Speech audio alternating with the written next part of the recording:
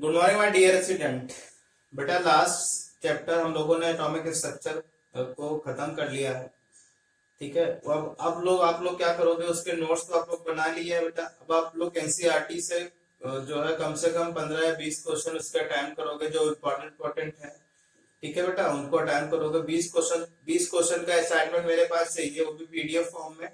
मेरे आप atomic structure का आप भेजोगे मेरे पास सोल्यूशन उसका। ठीक है बेटा, जो बच्चे अच्छा कर रहे हैं, ठीक है, अ, उनके लिए बहुत ही अच्छी बात है, क्योंकि बेटा ये साल तुम्हारा ऐसे ही जाएगा, लॉकडाउन लॉकडाउन ही चलता रहेगा, यानी कि 11th क्लास आपकी ऐसे चली जाएगी।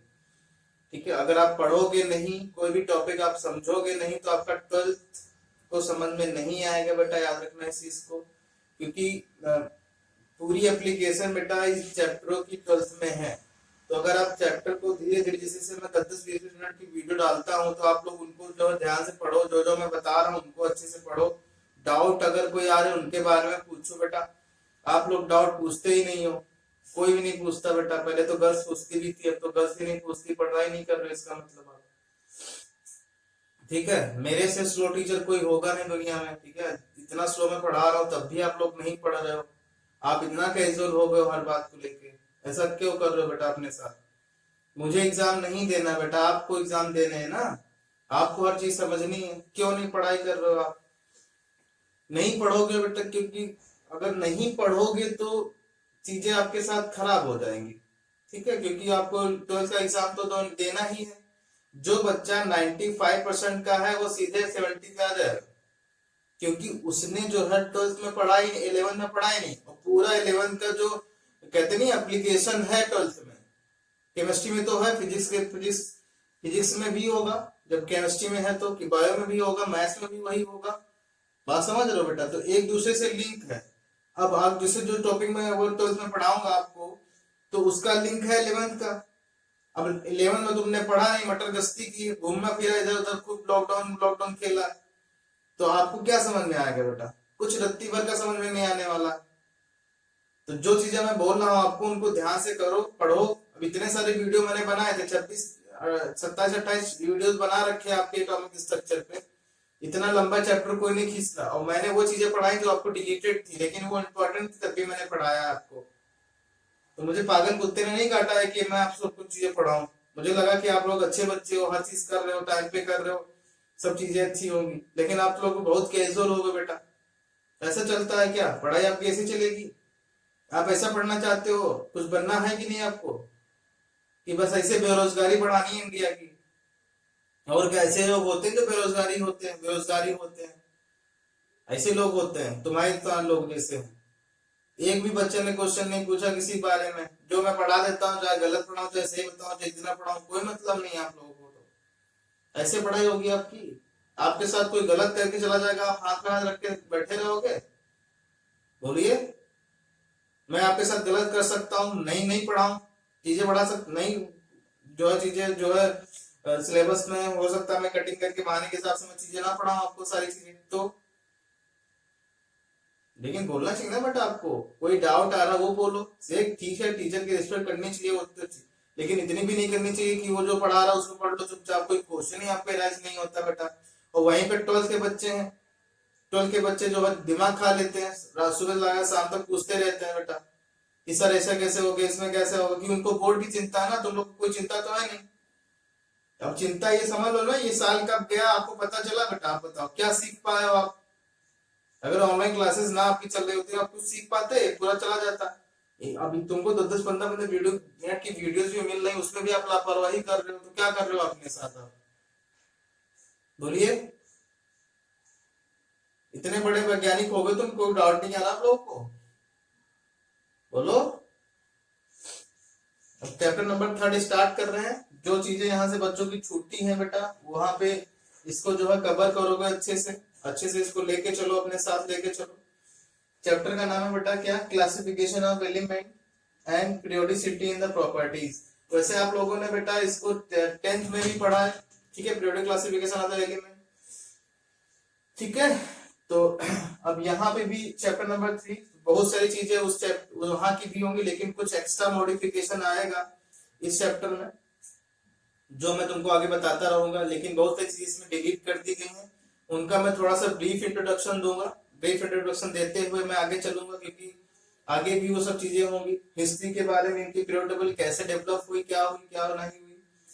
तो ये क्लासिफिकेशन ऑफ एलिमेंट क्या हुआ बेटा। इंट्रोडक्शन में अगर हम बात करें कि जो उस समय क्या हुआ था बेटा, इस समय जो मॉडर्न पीरियड टेबल है, मॉडर्न पीरियड टेबल की जो chemical and physical properties arrange की गई हैं अकॉर्डिंग टू एटॉमिक नंबर्स के अकॉर्डिंग, ठीक है ना। लेकिन पहले क्या हुआ था बेटा, अगर हिस्ट्री की बात करें, 18th सेंचुरी की बात करें, तो उस समय जो है क्या हुआ था बेटा, उस समय जो 30 एलिमेंट केवल डिस्कवर हुए थे। कितने? 30 एलिमेंट। और 30 एलिमेंट में अलग अलग बुक्स क्या थी बेटा, रखी हुई थी कि भाई ये सोडियम है तो सोडियम की प्रॉपर्टीज क्या क्या होती, तो एक अलग बुक में सोडियम के बारे में लिखा था। फिर जैसे लिथियम है तो लिथियम के बारे में अलग बुक में लिखा था, कैल्शियम है तो कैल्शियम के बारे में अलग बुक में लिखा था। तो ये बहुत ही डिफिकल्टीज बात हुई, क्योंकि भाई हमको क्या हुआ कि भाई एलिमेंट कहाँ से मिलते हैं, हमको अर्थ से ही मिलते हैं। तो अर्थ से मिलते हैं तो उनके अंदर कोई ना कोई चीजें ऐसी होनी चाहिए, सिमिलरिटीज होनी चाहिए। तो क्योंकि भाई देखो, इंडिविजुअल एलिमेंट की स्टडी कर पाना थोड़ा सा डिफिकल्ट वाली बात हो गई, होगी नहीं बेटा। इंडिविजुअल एलिमेंट की स्टडी करो, डिफिकल्ट वाली बात है। लेकिन आज के जैसे मॉडर्न पीरियड टेबल जो है वो क्या है बेटा, वो उसमें क्या है 18th ग्रुप को में डिवाइड की गई है और 7 पीरियड में डिवाइड की गई है। तो जो ग्रुप वाले एलिमेंट हैं उनकी प्रॉपर्टीज क्या है बेटा, सेम है। जैसे मैंने पहले ग्रुप की बात करूं, सोडियम लिथियम सोडियम की बात करूं, तो पहले ग्रुप है। तो इस ग्रुप में क्या होगा, इस ग्रुप में जो है अगर आपने सोडियम के बारे में स्टडी कर लिया, तो सोडियम से जितने भी नीचे एलिमेंट होंगे या लिथियम, उनके अंदर सेम प्रॉपर्टीज होगी जैसे सोडियम की होगी।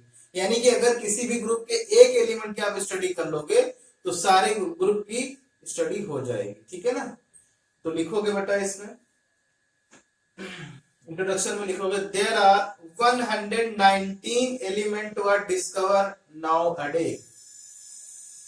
There are 119 elements were discovered nowadays, and these element kept in tabular form known as क्या बेटा, periodic table, known as periodic table. And these periodic table have and these periodic table have 18 group है बेटा, and 7 क्या है, सब group. 7 period है बेटा, 18th group है, 7 पीरियड है, ठीक है। 18th ग्रुप है और 7 पीरियड है। And these group have similar properties element, and these group have similar properties element, यानी कि जो ग्रुप है इनके अंदर जो एलिमेंट प्रेजेंट होंगे उनके अंदर सिमिलर प्रॉपर्टीज होंगी। And the period tells about the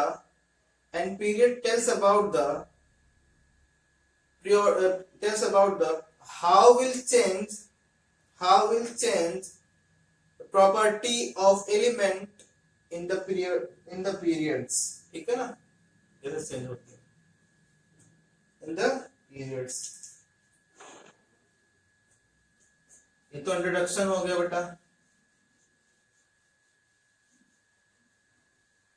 अगर हम हिस्ट्री की बात करें, अगर हम हिस्ट्री की बात करें बेटा, तो हिस्ट्री क्या कहती है,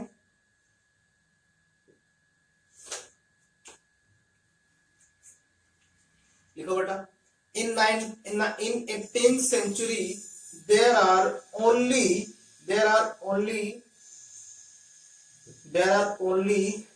30 एलिमेंट वर डिस्कवर, केवल 30 एलिमेंट डिस्कवर हुए थे, 30 वर discover. And these element was very difficult to arrange the and these element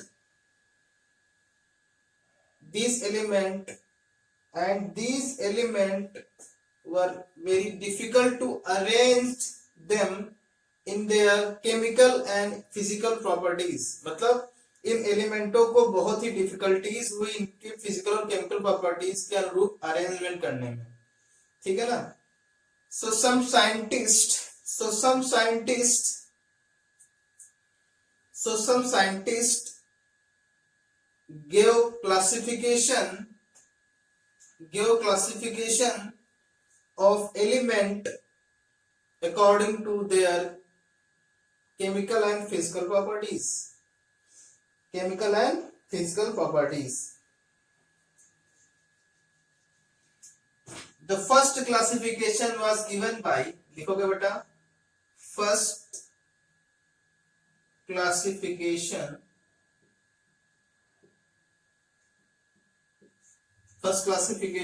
of element,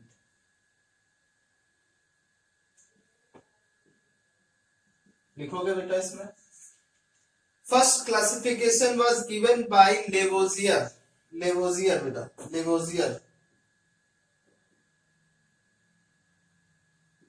लेवाइजर बोलते, लेवोजियर बोलो, चाहे जो बोलो इनको। लिखोगे first classification was given by Lavoisier and he told that element found only two type. कौन कौन से बेटा? First one metal and second one non metal. Metal and second one क्या बेटा? Non metal. तो मेटल और नॉन मेटल क्या होते हैं उनके बारे में उन्होंने बताया। क्या एक तरफ मेटल की फॉर्म लिखोगे बेटा मेटल, और दूसरी तरफ क्या लिखोगे? Non metal.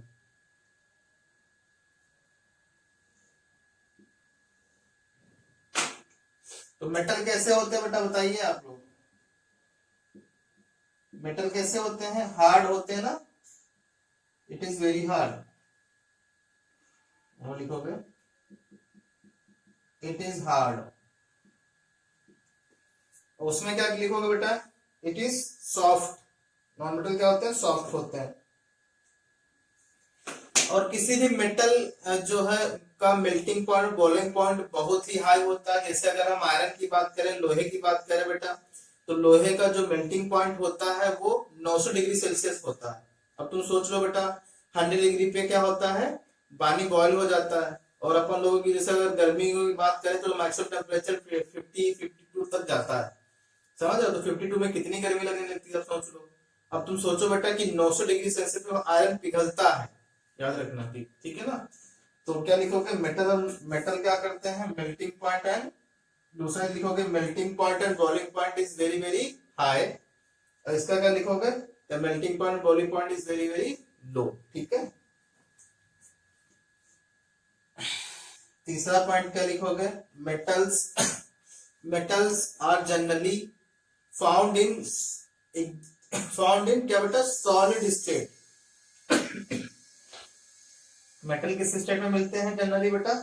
सॉलिड स्टेट में मिलते हैं, एक्सेप्ट, इसको एक्सेप्ट करोगे आप, मरकरी को। तो थर्ड पॉइंट क्या लिखोगे बेटा? Metal generally found in solid state except mercury.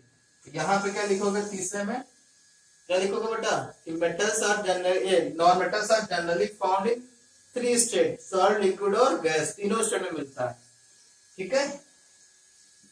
और फोर्थ क्या लिखोगे? बोलो बेटा, बोलिए।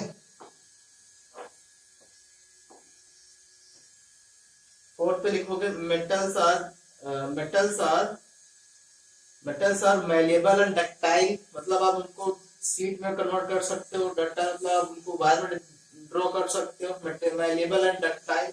और नॉन मेटल कैसे होते हैं बेटा? ब्रिटल इन नेचर होते हैं, brittle in nature. And fifth point क्या लिखोगे? metals are electrical and metals are क्या लिखोगे? Good conductor of electrical and heat, electricity and heat. ये क्या लिखोगे? Bad conductor of electricity and heat. कौन? नॉन मेटल, ठीक है। तो इनका क्लासिफिकेशन क्या हुआ बेटा? रिजेक्ट हो गया, ठीक है ना, क्योंकि आपको पता है कि नेचर में क्या होता है बेटा,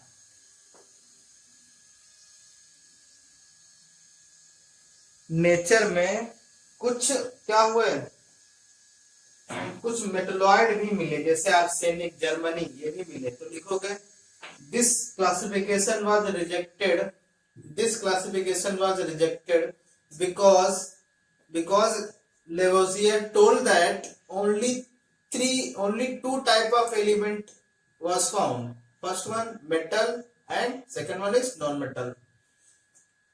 But metalloid also exist in the nature. But metalloid also exist in nature. So this classification was rejected. ठीक है ना। And second classification of element कौन दिया था बेटा, तो लिखोगे second classification, second classification on off element,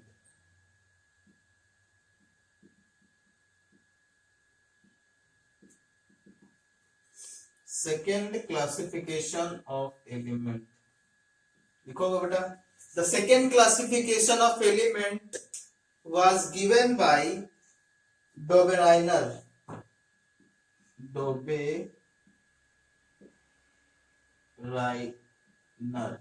Dobereiner, ठीक है। डोबेनियर भी बोल सकते हो, डोबेराइनर भी बोल सकते हो, जो भी आपको लगे। Dobereiner in the year of 1817, in the year of 1817, comma, he is a German scientist, and he arranged the element in the form of group of three, known as triads, मतलब group of three। इन्होंने क्या किया था बेटा, element को तीन तीन के ग्रुप में डिवाइड कर दिया था, ठीक है ना। ग्रुप तीन एलिमेंट थ्री के अकॉर्डिंग रख दी। उस ग्रुप ऑफ थ्री एलिमेंट को क्या बोला गया बेटा, उनको ये बोला गया कि ग्रुप ऑफ थ्री को ये बोला गया ट्राइड्स हैं। ये क्या है बेटा, ट्राइड्स, TRIADS, ट्राइड्स, ठीक है ना। And this triads arrange according to increasing order of atomic masses of the element,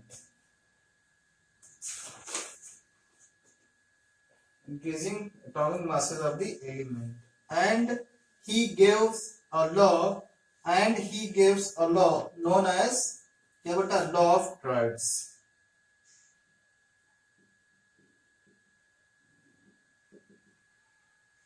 law of triads। लिखो बेटा इसमें, according to this law,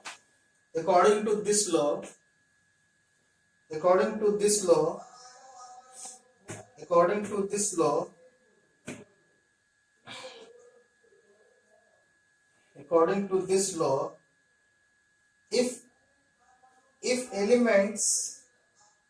elements are arranged in the increasing order of their atomic masses, the mass of metal element is approximate average of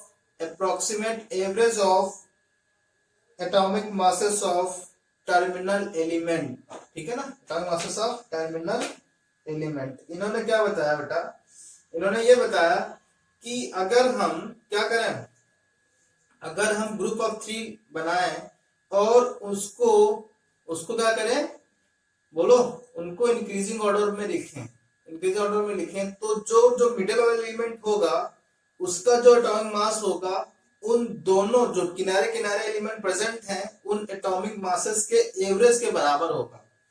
approximate average. जैसे example के तौर पे जैसे हमने बेटा लिखा, इसको लिथियम है, सोडियम है और पोटेशियम है, ठीक है ना। तो लिथियम का एटॉमिक मास कितना होता है बेटा, 7 होता है। इसका कितना होता है, बोलो, इसका होता है 39 और इसका कितना होता है बेटा 23, तो ये 23 आना चाहिए। मान लो कि ये 23 हमको नहीं पता था।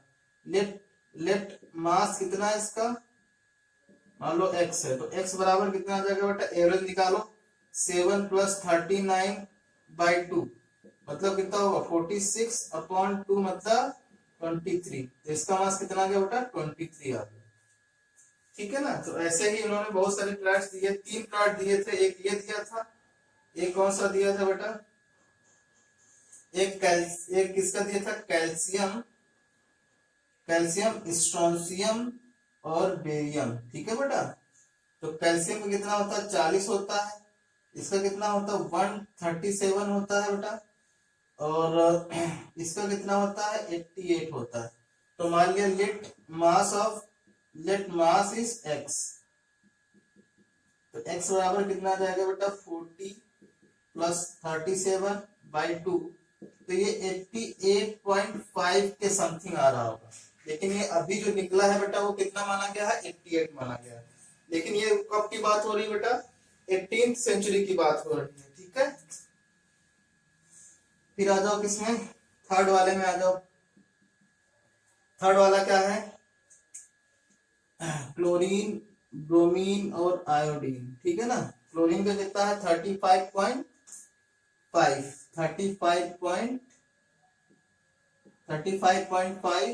ये कितना है बेटा 80 है, और ये कितना है 127 है। तो मान लो लेट मास कितना है बेटा, मास इज x, तो x बराबर कितना आ जाएगा 35.5 + 127/2, ये 81.2 के समथिंग आएगा। ठीक है ना। तो ये 81 के समथिंग आ रहा है, x का मान कितना 81 है, तो अप्रोक्सीमेट आ रहा थोड़ा एवरेज। ठीक है ना। तो इन्होंने क्या किया बेटा, ये लॉ दिए, इस तरीके से इन्होंने 3 लॉ ऑफ ट्रायड दिए थे, और तीनों में अप्रोक्सीमेट थोड़ा थोड़ा आ रहा था। बट इनका जो है ये जो लॉ ऑफ ट्रायड था बेटा वो अनसक्सेसफुल रहा, क्योंकि जो एलिमेंट हुए बेटा बहुत सारे, इनमें दो तीन में ही इसका लॉ को फायदा मिला, लेकिन बहुत सारे एलिमेंट लॉ ऑफ ट्रायड बनाए गए जिनकी केमिकल प्रॉपर्टी तो सेम थी, बट उनका जो मिडिल एलिमेंट का एटॉमिक मास आ रहा था वो थोड़ा डिफरेंट आ रहा था। ठीक है बेटा। तो यहाँ पे लिखोगे demerit of law of triads.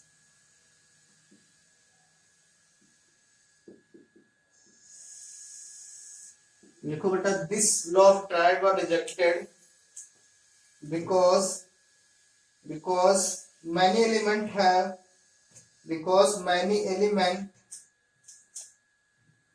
having similar properties could not fit in the law of trades। ठीक है। तो ये लॉ ऑफ ट्रायड समझ में आ गया बेटा, बोलो अच्छे से, ये तो पढ़ा होगा आप लोगों ने। ठीक है। तो ये लॉ रिजेक्ट कर किया गया था क्योंकि बहुत सारे एलिमेंट ऐसे आए थे जिनकी केमिकल प्रॉपर्टी फिजिकल प्रॉपर्टीज तो सेम थी, बट उनका जो मिडिल एलिमेंट का मास है उनके इक्वल नहीं आ रहा था, इसीलिए इनका जो लॉ ऑफ ट्रायड था बेटा वो रिजेक्ट कर दिया गया। ठीक है। अब नेक्स्ट क्लासिफिकेशन आप सीखेंगे कल बेटा, वो था न्यूलैंड का, वो हम लोग कल सीखेंगे। ठीक है। Thank you.